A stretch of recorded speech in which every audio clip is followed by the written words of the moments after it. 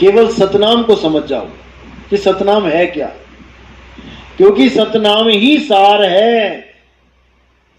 जिस सार के लिए हम भाग रहे हैं, सार शब्द मिल जाए, सार नाम मिल जाए, सतनाम ही सार है।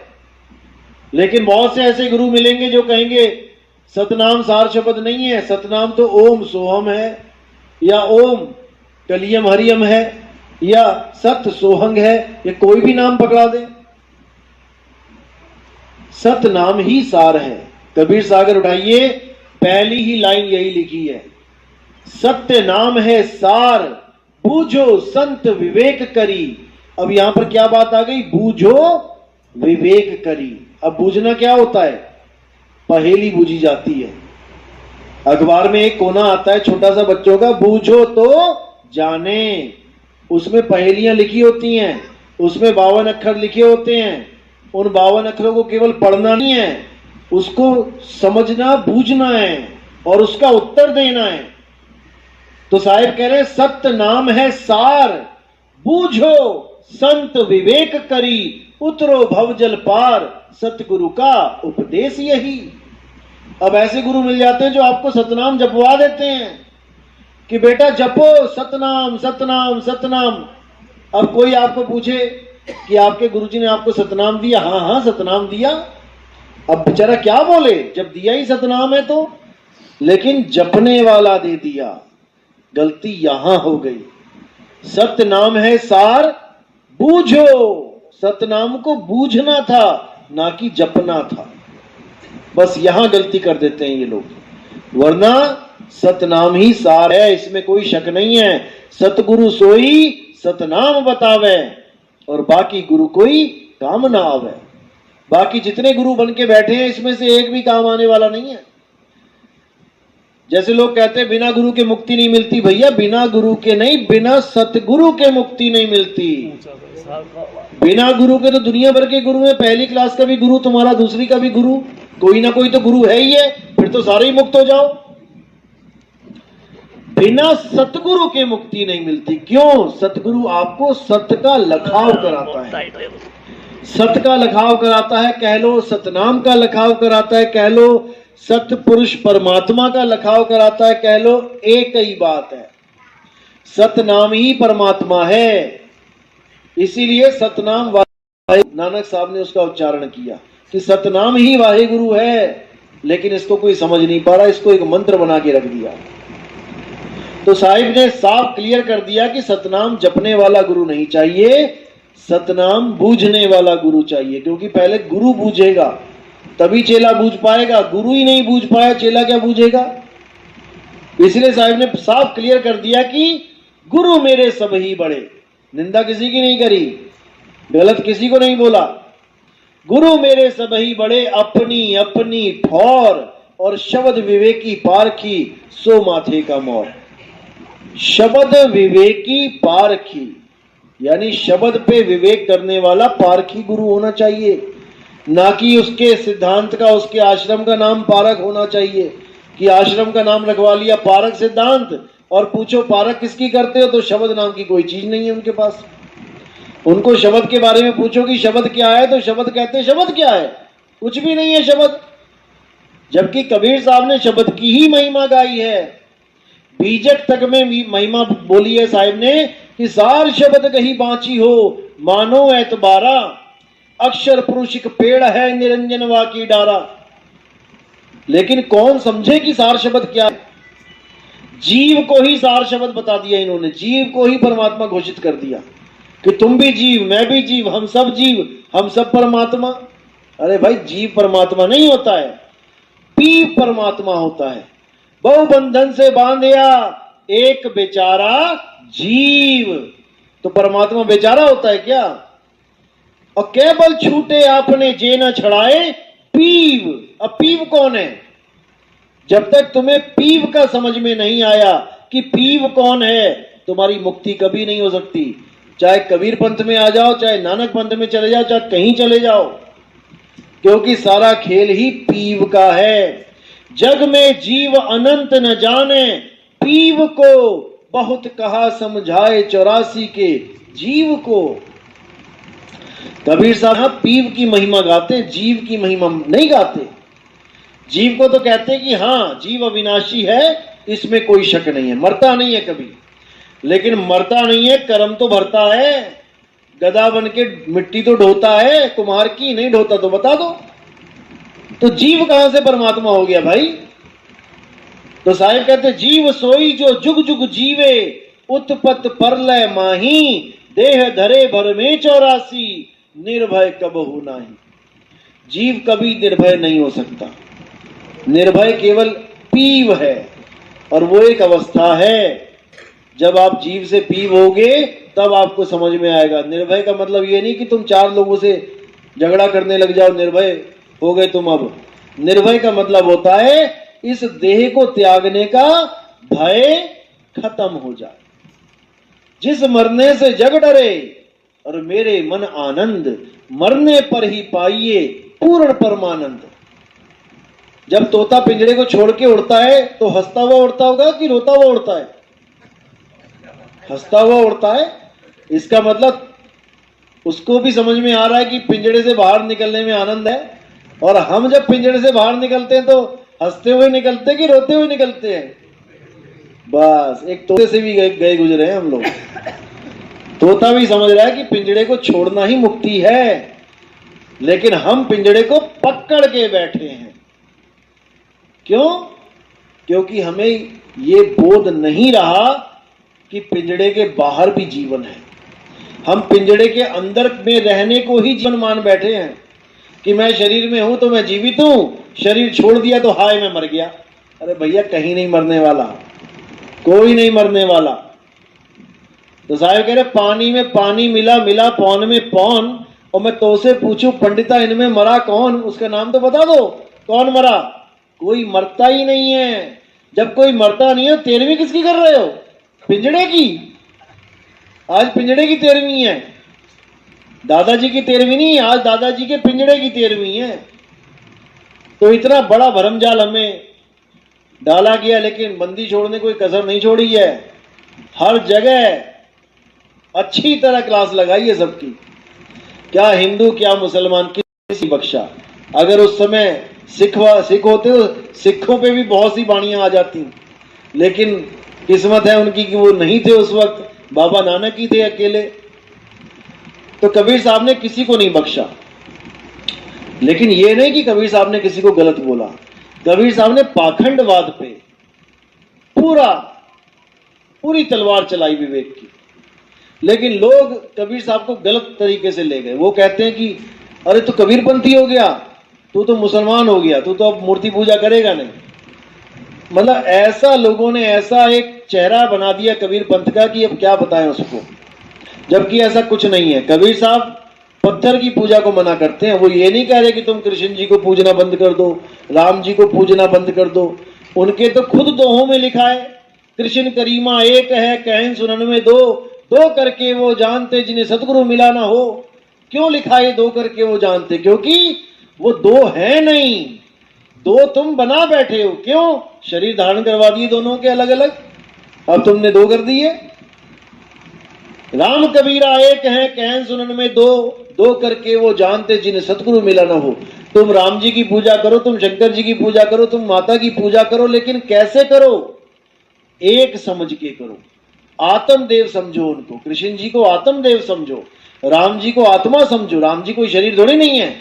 जब तुम शरीर नहीं हो, ये तुम्हारा पिंजड़ा है, तो राम जी शरीर कैसे हो सकते हैं? जब तुम शरीर नहीं हो तो कृष्ण जी शरीर कैसे हो सकते हैं? जबकि वो गीता में खुद समझा रहे हैं कि हे अर्जुन, तू और मैं ये शरीर नहीं है। जब तू और मैं शरीर नहीं है तो फिर हम क्या हैं? अरे भैया हम आत्मा हैं। ऐसा कोई समय नहीं था जब ये राजा महाराजा नहीं थे, ऐसा कोई समय नहीं आएगा जब ये राजा महाराजा नहीं होंगे। तो कहां था दुर्योधन सतयुग में? कहां था शकुनी मामा त्रेता में? बता दे कोई। क्योंकि शरीरों की बात ही नहीं चल रही है। शरीर तो आएंगे जाएंगे, एक ही युग में पता नहीं कितनी बार जन्म ले लेगा बंदा। हम कहते हैं दुर्योधन आया था कब? द्वापर युग में। अरे भाई द्वापर युग में 50-60 साल के लिए आया, उसके बाद पता नहीं कितनी बार जी लिया द्वापर में ही वो। क्या हम कलयुग में एक बार आएंगे क्या?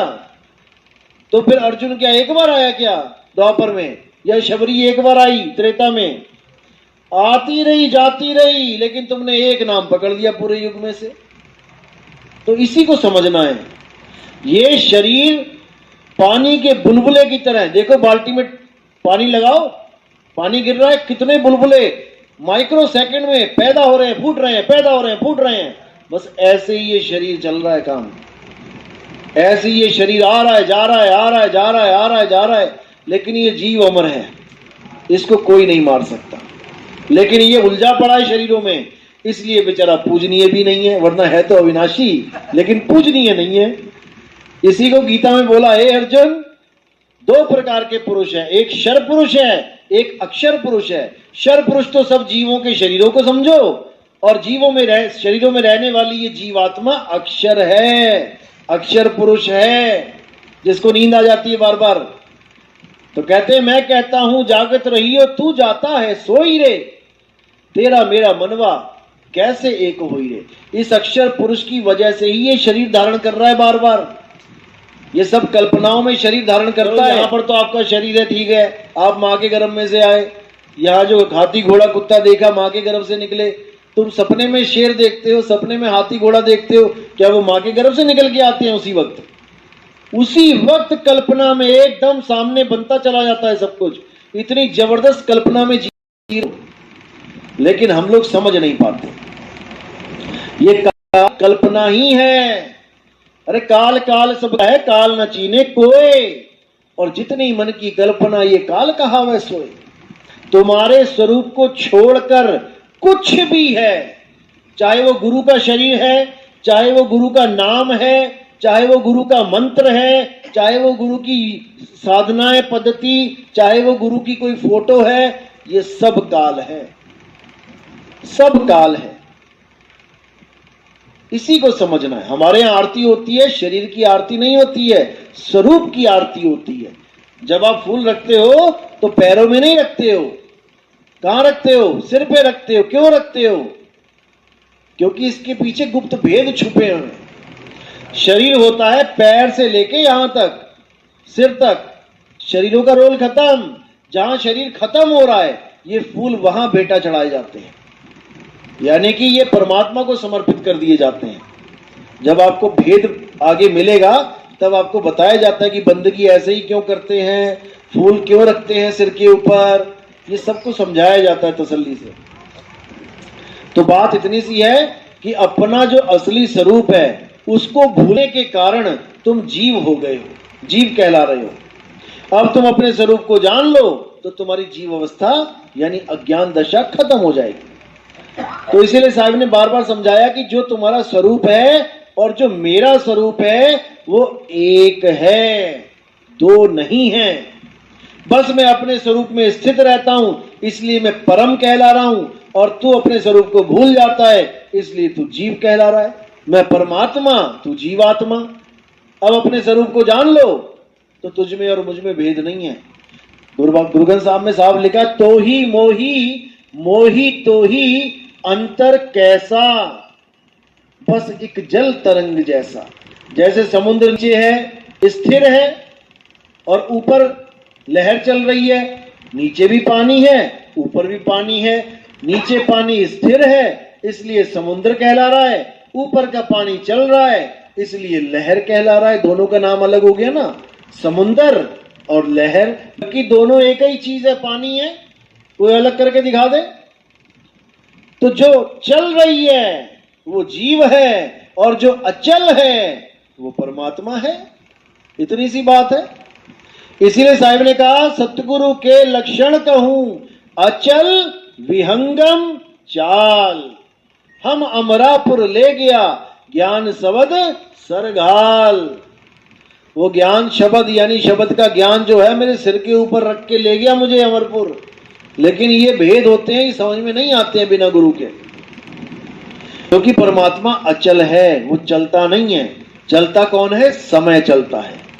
समय चल रहा है युगों युगों से, और समय ही का है। समय के अंतर्गत जो भी चीज पैदा होती है और जो नाश हो जाती है वही काल का रूप है। इसीलिए अर्जुन को विराट रूप में सारे शरीर दिखा दिए गए कि कहीं ये भ्रम में ना रहे कि ये सब अलग अलग हैं। एक ही स्वरूप में सबको दिखा दिया कि जितने भी स्वरूप हैं इस दुनिया में, जितने भी देवी देवता हाथी घोड़ा, जो सारे खड़े कर दिए लाइन में। तो क्या बोला, ये सब अर्जुन मैं हूं और मैं ही महाकाल हूं। काल और महाकाल में क्या फर्क होता है? वही फर्क होता है जो फौज और फौजी में होता है। फौज और फौजी में फर्क होता है ना। फौजी क्या होता है? Single person. तो काल कौन है? कंस का काल कौन है? राम, कृष्ण। और रावण का काल कौन है? Ram, single person. और जब यही सारे आ जाते हैं एक साथ, यानी एक फौजी को छोड़ के सारे फौजी आ गए, तो वो फौजी फौज कहलाती है। ऐसे ही कालों का काल वो है महाकाल। यानी महाकाल का मतलब जो सिंगल पर्सन को भी ले जाए अंदर, उसको भी खत्म कर दे। क्या ये खत्म नहीं हुए? सब खत्म होते हैं। काल है समय, जो सबको खत्म कर देता है, किसी को नहीं बख्शता। तो इसी को कबीर साहब ने भी अपनी वाणी में प्रमाणित किया, मोहर लगा दी कि देव निरंजन सकल शरीरा तामे रम रहल कबीरा। अब लोग कहते हैं देखो जी कबीर साहब खुद भ्रमित थे, लिखा उन्होंने अपने हाथों से, तामे भ्रम भ्रम रहल कबीरा। जो खुद भ्रमित है तुम उसको गुरु बना के बैठ गए। भाई इसमें भेद है, कबीर और कबीरा में भेद है। कबीर है ज्ञानी आत्मा, ज्ञानी जीव, और कबीरा है अज्ञानी जीव।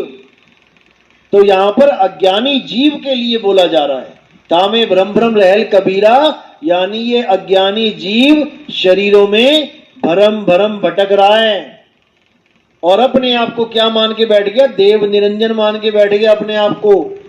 जब ब्रह्मा जी खोजने गए निरंजन को, खोज क्यों नहीं पाए? क्योंकि वो अपने आप को शरीर मान बैठे, और जिसको खोजना था उसी को लाद के लेके घूमते रहे। देव निरंजन को ढूंढना है, अगर देव निरंजन को देखना चाहते हो तो शीशे में देख लो, वहीं दिखेगा। हंसता भी दिखेगा, रोता भी दिखेगा, क्योंकि ये काया ही देव निरंजन है। इसी को साकार ब्रह्म बोला गया है। जो काया की पूजा करते हैं वो साकार ब्रह्म की पूजा करते हैं, और जो काया की पूजा नहीं करते वो निराकार ब्रह्म की पूजा करते हैं। लेकिन जो परमात्मा के विवेकी हंस होते हैं तो वो साकार और निराकार दोनों को त्याग के शब्द का ध्यान धरते हैं, क्योंकि हमारा स्वरूप शब्द है। शब्द हमारा तू शब्द का सुन मत जा सरक, और जो चाहे निज रूप को तो शब्द ही ले परख। शब्दों को परखो कि गुरु शब्द क्या दे रहा है। कहीं मंत्र तो नहीं पकड़ा दिया गुरु जी ने और मुझे इंसान से तोता बना दिया? कहीं और कुछ तो नहीं पकड़ा? कहीं ज्योत अगरबत्ती तो नहीं दिखा दी अंदर कि मैं ज्योत को देखता रहूं? तो ज्योत का खंडन साहब ने क्या, तुमसे कहूं मैं नाम विचारी, वो ज्योत ना पुरुष न नारी। सारा काम ही खत्म कर दिया, क्योंकि जितने गुरुआ लोग हैं इन्हीं दो चीजों में अटकाते हैं। या तो कहते हैं बेटा प्रकाश आ जाएगा, रोशनी आ जाएगी, ऐसा सूरज चमक जाएंगे, करोड़ों सूरज चमक जाएंगे। अरे भाई सूरज चमक जाएंगे ठीक है, देख लिया, फिर क्या? उससे क्या होता है? बाहर सूरज देख लो तुम, कितना देखना, उससे क्या हो गया? अपने स्वरूप को जानो। किसी और को देख के तुम्हें तुम्हारा स्वरूप कैसे मिलेगा? अपने स्वरूप को जानना है, किसी और के स्वरूप को नहीं जानना कि ज्योत दिख गई यहां पे, मैंने ज्योत को देख लिया जी, मुझे परमात्मा मिल गया।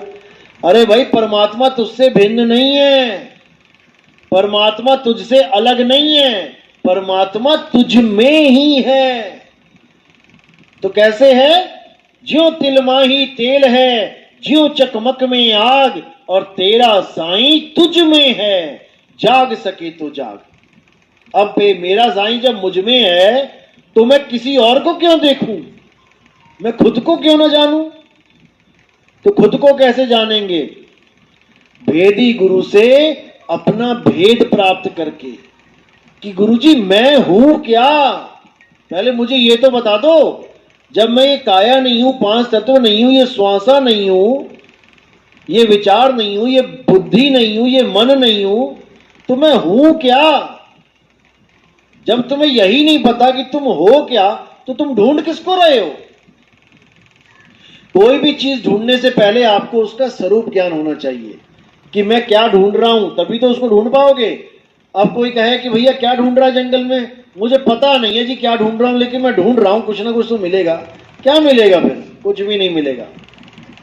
तो पहले गुरु से स्वरूप ज्ञान लो कि तुम्हारा स्वरूप क्या है। तुम्हारा स्वरूप क्या है? शब्द स्वरूप। तुम शब्द हो। हम हैं शब्द, शब्द हम माही, और हमसे भिन्न और कछु नहीं। मुझसे भिन्न और कुछ है ही नहीं। मैं किसको देखूं? मैं कौन सा प्रकाश देखूं? मैं कौन सी अनहद नाद सुनूं? मैं कौन सी श्वासों को देखूं? मैं कौन से गुरु की काया हूं, जब मुझसे भिन्न कोई है ही नहीं? बस इसी को समझने में सारा जन्म लग जाता है। लेकिन जब मालिक की दया होती है, मूल ज्ञान को बंदा समझता है, तो फिर कोई भी धर्म, कोई भी जात, कोई भी पंथ का हो, वो एक झंडे के नीचे खड़ा मिलेगा। जैसे सरकार जब राशन बांटती है, तो कोई धर्म हो, कोई जात हो, चाहे कोई भी हो, कहां खड़ा मिलेगा? लाइन में खड़ा मिलेगा। क्योंकि उसको जो चीज मिलने वाली है वो धर्म से, जात से, पंथ से, इन सब से न्यारी है। इसी प्रकार जो आत्म ज्ञान है वो सारे, हर प्रकार के कर्म कांड से, हर प्रकार की पूजा से, हर प्रकार की नमाजों से, हर प्रकार की आरतियों से, प्रेयरों से न्यारा है। और वो 100% तुम्हारा ज्ञान है, किसी और का दिया हुआ नहीं। मैं मुसलमान के घर में पैदा हो गया, पिताजी ने कुरान पकड़ा दी, वो कोई नमाजी था, वो सलमा सिखा दिया और हो गया मैं मुसलमान। ऐसे मुसलमान नहीं हो पाएंगे।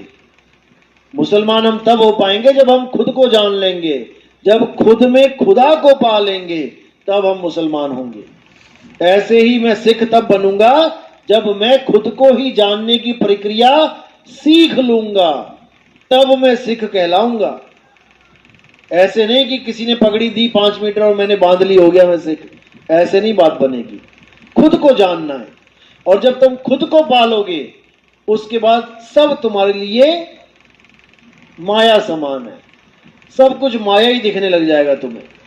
फिर तुम्हें लगेगा मैं कहां फंस गया आके, मैं कब निकलूं यहां से।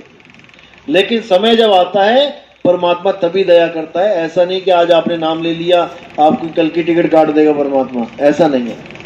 आपको सहज करेगा, पहले सहज हो जाओगे आप। यानी आप लहरों की तरह नहीं चलोगे कि किसी ने कुछ कह दिया हल्का सा और आप एकदम कपड़ों से बाहर आ गए, आग बबूला हो गए। ऐसा नहीं होगा।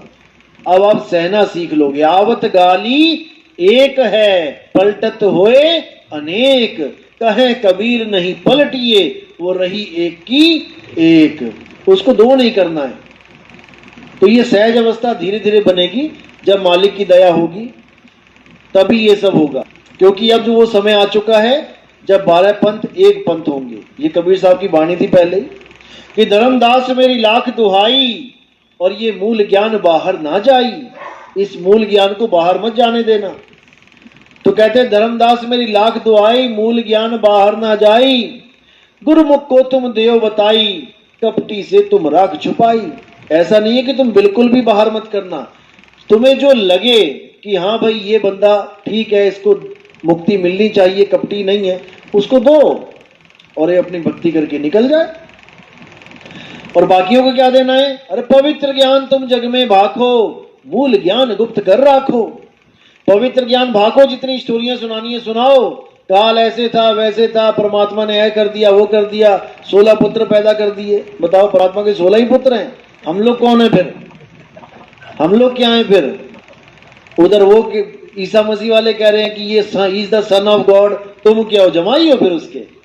तुम भी तो सनी ऑफ गॉड हो भाई। सब परमात्मा के पुत्र हैं। एक नहीं है कि तुम एक पे मोहर लगा दो। सब परमात्मा के बच्चे हैं। 16 तो गुण बताए गए हैं, लेकिन अज्ञानी जीव समझ नहीं पाया। वो एक कहानी बना के बैठ गया। कुरुम का खोपड़ा फाड़ के और 5 तत्व ले आए। कुरुम का खोपड़ा क्या है? ये कछुए का विस्तार है। कछुए में से ही विस्तार हुआ है, जैसे कछुए का विस्तार होता है। तुम्हारी सूरत का विस्तार हुआ है, वही कुरुम का गुण है। उसी में से ये कल्पना रूपी 5 तत्व निकल आए हैं। ये सब कहे हैं, इनको असल मत समझ लेना। ये तब तक असल है जब तक तुम जाग रहे हो। जैसे ही तुम सो जाते हो, ये खत्म, स्टोरी खत्म इसकी। अब दूसरी स्टोरी कहां चलती है? सपने में। यहां पर तुम भिखारी हो, भीख मांग रहे हो, सपने में तुम राजा बन गए, भोग विलास कर रहे हो। यहां की स्टोरी स्टॉप, वहां की शुरू। फिर वो सपना टूटा, वहां की स्टॉप, यहां की शुरू। बस ये चलता ही रहेगा, हेड टेल, कभी हेड टेल।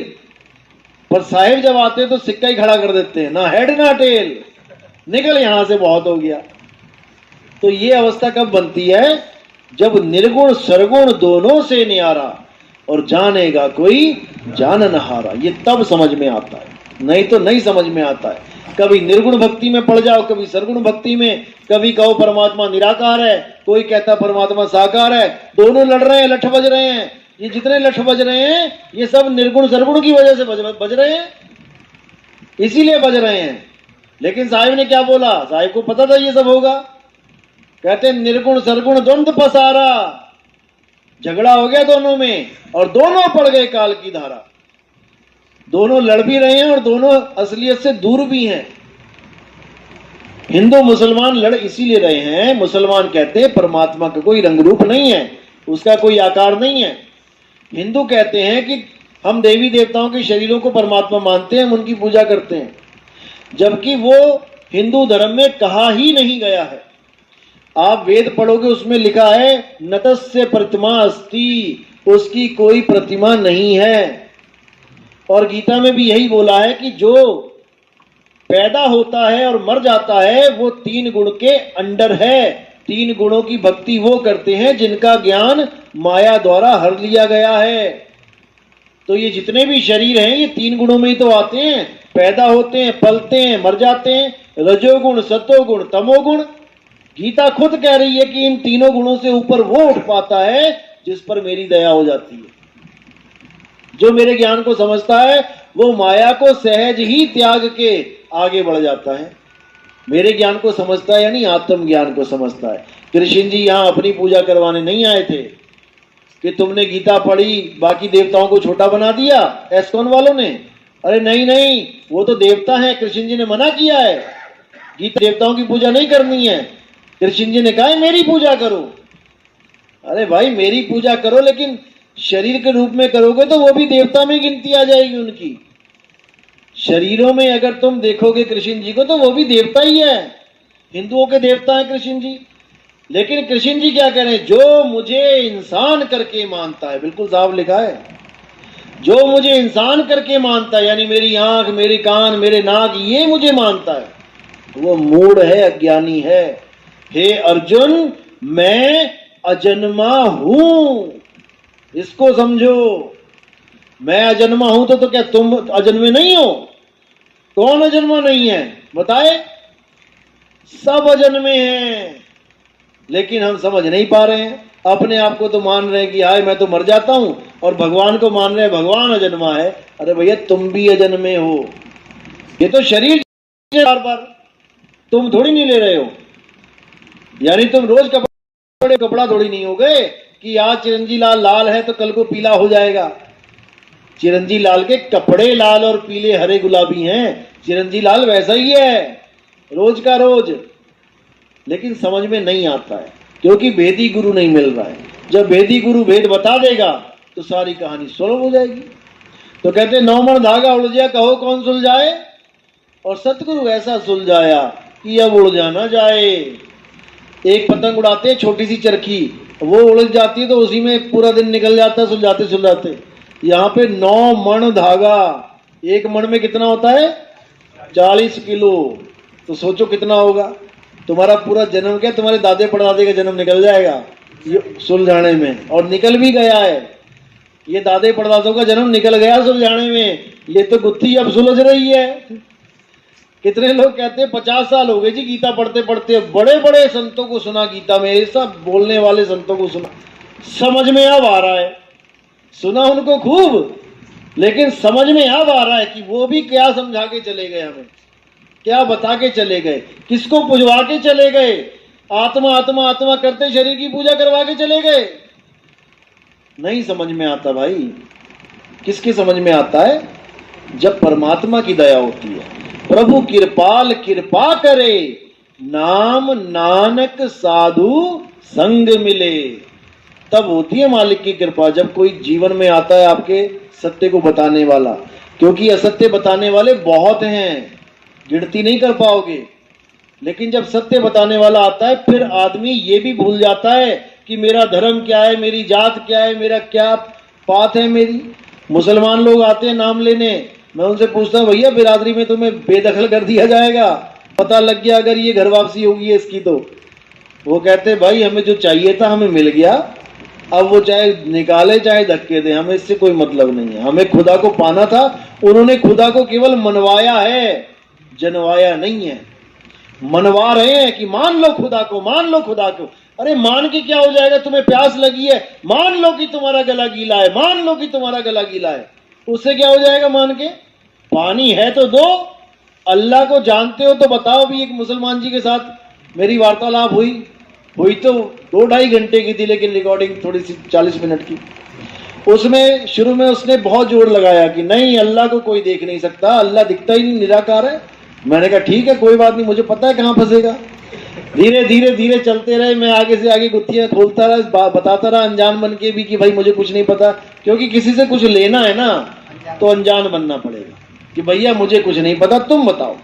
और बहुत अच्छा बताया उसने, जितना उसको पता था उसने बड़ा अच्छा बताया। तो एक जगह मूसा जी का जिक्र आ गया कि मूसा ने एक जिद पकड़ ली कि अल्लाह मैं तुम्हें देखना चाहता हूं। पूरी कुरान में और किसी के साथ ये हादसा नहीं हुआ है, जबकि बात सबसे होती थी, अल्लाह की बात सबसे होती थी। मैंने तो सबसे पहले यही सवाल पूछ लिया कि भैया अगर वो बात करता है तो मुंह से ही करता होगा या मुंह के बिना भी कहीं से बात निकलती है? पहले तो वहीं कंफ्यूज हो गया, वो क्या बोलूं मैं, हाँ बोलूं कि ना बोलूं। वहीं पे दुविधा में पड़ गया कि यार ये बात भी सही है कि यार बोलेगा तो आवाज तो मुंह से होनी चाहिए, अगर बिना मुंह की आवाज होगी तो फिर सबको सुननी चाहिए, फिर तो सबको सुननी चाहिए क्योंकि खुदा हर जगह है। तो बात चली मूसा की, तो मूसा पीछे पड़ गए महाराज जी कि अल्लाह मैं आपके दर्शन करना चाहता हूं, अल्लाह मैं दर्शन करना चाहता हूं। अल्लाह कहते रहन दे, अल्लाह कहता रहन दे, नहीं हो पाएगा। जैसे अर्जुन कहता महाराज मैं आपके दर्शन करना चाहता हूं, कृष्ण जी कहते रहन दे, इन आंखों से नहीं हो पाएंगे, इसके लिए तुझे दिव्य दृष्टि चाहिए। वहां पर भी दिव्य दृष्टि दी गई है, ये आंखें तो खुल नहीं पाएंगी, एक सूरज के सामने नहीं खुल पाएंगी तुम्हारी आंखें अगर कड़कड़ाता सूरज आ जाए। और वहां पर लिखा है लाखों करोड़ों सूरज कुरुक्षेत्र की धरती पे उतर गए, नहीं लिखा तो बताओ? सेम चीज वहां पर उसने वो बोल दी। कहता मूसा ने कहा कि अल्लाह मैं तुम्हें देखना चाहता हूं। अल्लाह ने कहा भाई तू मुझे नहीं देख सकता, तू ऐसा कर पहाड़ के पीछे छुप जा। और अल्लाह ने पर्दा उठाया, केवल थोड़ी सी झलक दिखी और पूरा पहाड़ काजल बन गया, इतना काला हो गया, जल गया। तो मैंने उसको यही बोला, मैंने कहा भाई अब तुम इसी में समझ लो कि अगर थोड़ी सी झलक उठी तो पूरी भी उठ सकती है, अगर थोड़ी सी झलक दी है तो पूरी भी दे सकता है। और वो देता है, लेकिन हम लोग समझ नहीं पाते कि उसका दीदार करना कैसे है। वो देने वाला तो दे रहा है, अगर वो मूसा को झलक दे रहा है इसका मतलब वो दे सकता है। तुम कह रहे हो कि अल्लाह दिखाई नहीं देता क्योंकि तुम्हें नहीं मिली। मूसा तो गवाही दे रहा है कि हाँ मुझे इतनी सी मिली थी, वही नहीं संभाल पाया मैं। इसका मतलब अगर संभालने वाला होता तो पूरा अल्लाह संभाल लेता, लेकिन नहीं समझ में आ रहा किसी के। तो ऐसे ही कबीर साहब कहते कि ये कहना बंद कर दो कि परमात्मा नहीं है और वो दिखता नहीं है। दिखने का मतलब ये नहीं कि तुम्हें चमड़े की आंखों से दिखेगा। साहिब कहते देखत देखत दिखण लागे, मिट गए सकल अंदेश, सूरत से देख ले वह देश। सूरत के द्वारा देखना उसको। और देखने का मतलब ये नहीं होता कि वो दिखेगा, देखने का मतलब होता है अनुभव करना, बोध करना। जैसे करंट है, यहाँ पे हल्की सी तार है और बैठे बैठे बैठे मेरा पैर लग गया और मैं उछलूंगा 2 फुट। अब क्या देखा मैंने? कुछ दिखने वाली चीज थोड़ी नहीं थी, लेकिन मुझ पे पूरा असर कर गई, मुझे बोध करा गई कि मैं भी कुछ हूं। ऐसे ही अल्लाह भी बोध करा देता है, भैया मैं कुछ हूं, लेकिन तू उस लायक बन तो कहते ना वहां जाप ना वहां अजप्पा, नी अक्षर परवेश, सूरत से देख ले वह देश। कोई कहे मैं जाप करके पहुंच जाऊंगा वहां पे, राम राम जप के, अल्लाह अल्लाह वाहिगुरु जप के, नहीं, ना वहां जाप ना वहां अजप्पा। ये श्वासों का अजप्पा जाप भी नहीं पहुंचा सकता वहां पे, क्योंकि ये भी प्रकृति मंडल का ही हिस्सा है। तुमने वो रस्सी पकड़ ली जो प्रकृति तक ही सीमित है, तुमने श्वासों की डोर पकड़ ली जो प्रकृति मंडल तक ही सीमित है। तुम आसमान में जाके सांस लेके दिखाओ, किलोमीटर के बाद तुम्हें सांस नहीं आएगी, डॉक्टर के पास भेजना पड़ जाएगा तुम्हारा सोंग सोंग जो चल रहा है, क्योंकि वायु तत्व जहां तक है वहां तक ही ये काम करेगा। ये शरीर ही पूरा ब्रह्मांड है, ये बाहर जो तुम्हें ब्रह्मांड दिख रहा है ये शरीर ही है। सबसे ऊपर आसमान है, ये है सबसे ऊपर आसमान। आसमान से नीचे उतरो, क्या मिलेगा सबसे पहले? वायुमंडल। इस आसमान से नीचे उतरो, सबसे पहले क्या मिला? वायुमंडल, सांसें।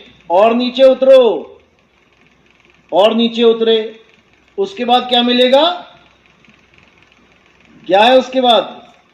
अग्नि। आप आग लगाओ धरती पे, पानी और धरती से ऊपर उठ जाएगी वो, तो यानी हवा के बाद किसका नंबर आ रहा है? अग्नि का। तो हवा से नीचे आए, नाभि में क्या है? देखो हाथ लगा के, अग्नि, जठराग्नि कहते हैं इसको। तुम्हारा खाना पचा रही है ये। अब इस अग्नि से नीचे क्या है? आगे नीचे आ जाओ, जल। अब जल के नीचे क्या है? धरती। जल के नीचे धरती है, लोग सोचते हैं धरती के नीचे जल है।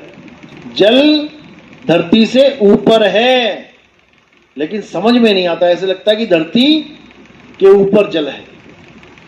तो यहां से नीचे जब उतरते हो तो सबसे पहले जल मिलेगा।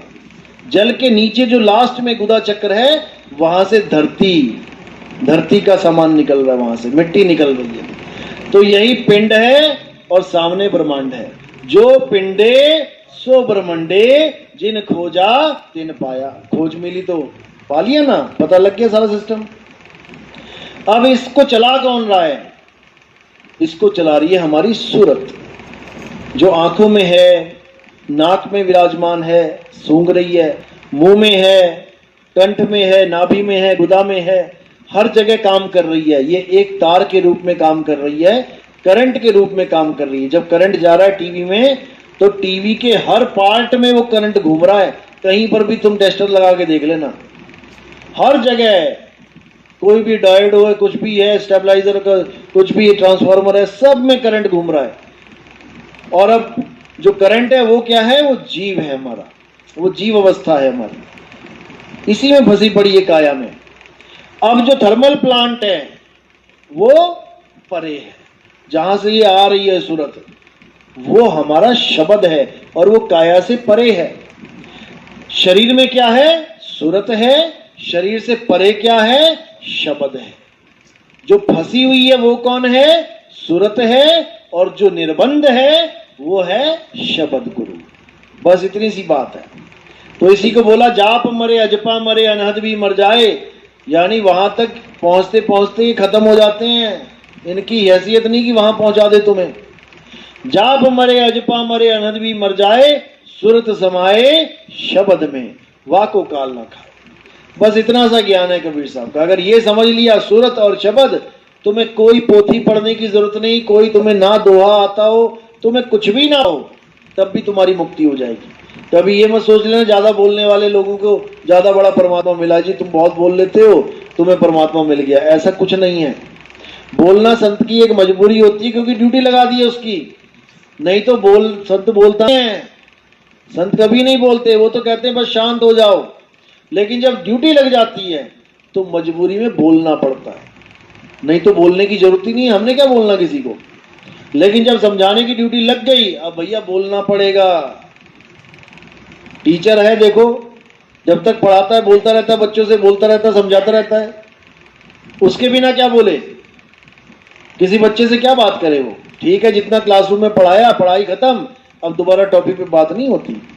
अब तो बस good morning good evening he चलता है जब रास्ते में कहीं मिल जाते हैं। तो पढ़ाई के लिए उसको एक एक घंटा बोलना पड़ता है बच्चे को समझाने के लिए, नहीं तो उसको जरूरत ही नहीं है, वो तो पढ़ लिख ली, उसको क्या बोलना।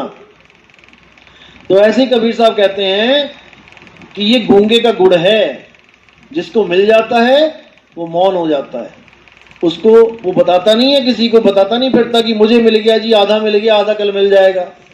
ऐसा कोई ड्रामा नहीं चलता।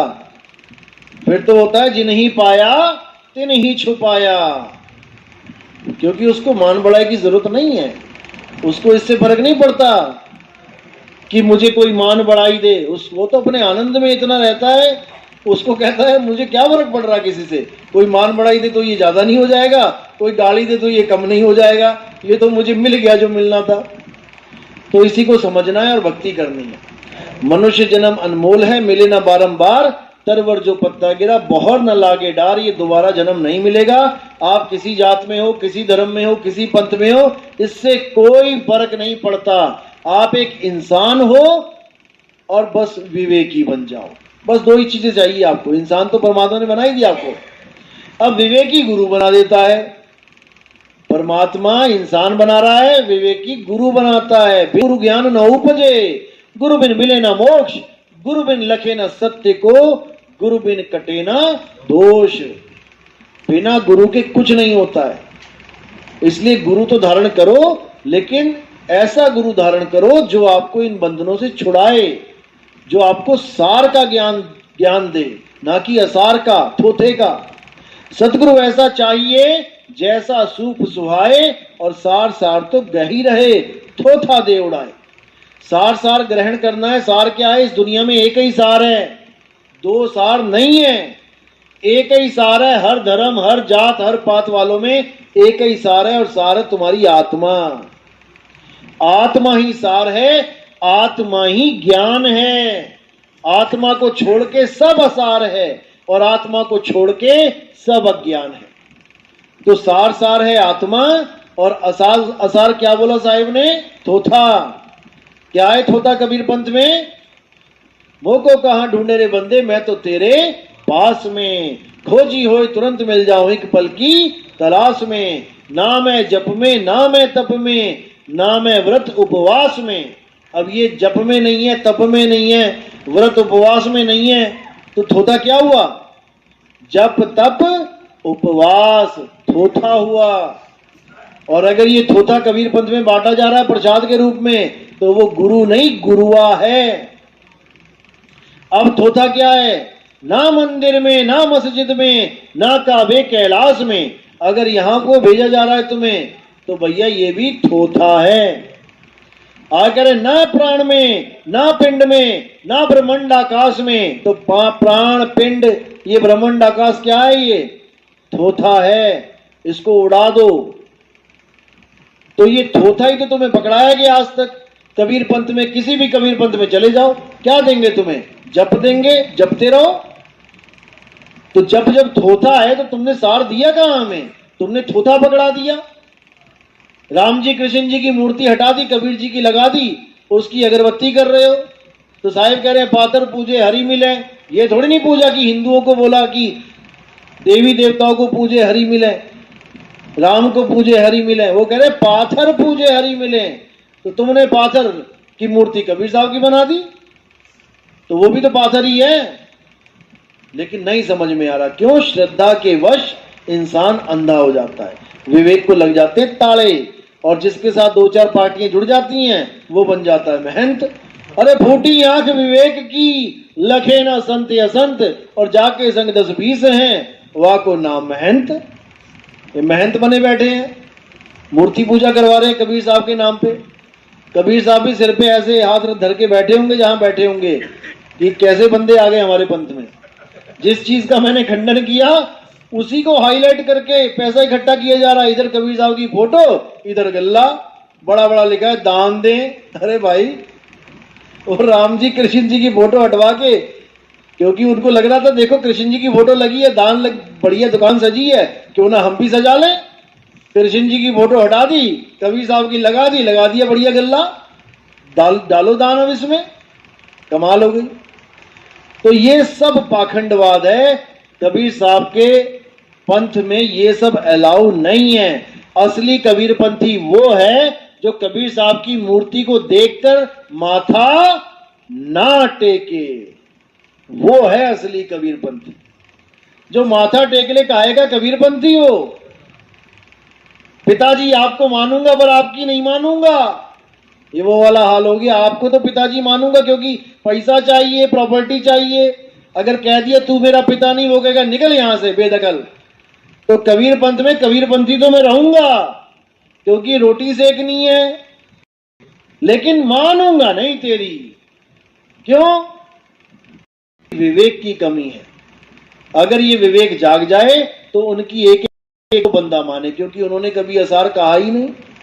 वो तो यही कहते हैं भाई मेरी एक एक वाणी को समझ ले, तेरा जीवन बदल जाएगा। एक एक वाणी क्या, मेरी आधी साखी को समझ ले। अगर आधी साखी की भी समझ ली तुमने तब भी तुम्हारा जीवन बदल जाएगा, लेकिन उस आधी साखी को समझने में तुम्हारा पूरा जीवन लग जाता है। चलो, प्रथम दीक्षा वाले कौन है, हाथ खड़े करो। पहली दीक्षा जो लेने आए हैं,